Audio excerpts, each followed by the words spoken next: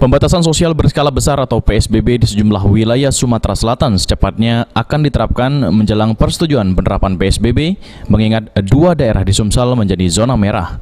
Dua daerah tersebut yaitu Kota Palembang dan Prabu Muli. Gubernur Sumatera Selatan Herman Deru telah mempersilahkan para wali kota dan bupati di Sumatera Selatan untuk mengajukan PSBB jika telah memenuhi syarat dan kriteria, terutama daerah-daerah yang sudah menjadi zona merah guna mengatasi penyebaran COVID-19. Herman Deru juga menjelaskan dalam waktu dekat Kota Palembang akan melakukan PSBB diusul dengan Kota Prabu Muli yang saat ini sedang melakukan pengkajian. Herman Deru menegaskan kepada wali kota dan bupati se-Sumsel untuk memenuhi sejumlah syarat sebelumnya jika ingin melakukan penerapan PSBB. Syarat tersebut antara lain penyediaan pangan dan kebutuhan dan yang lain-lain. Meski demikian, kedua daerah harus tetap mengikuti aturan dari Kementerian Kesehatan. Jika dapat restu, aturan bisa langsung dilaksanakan. Ade Sunandar, PAL TV.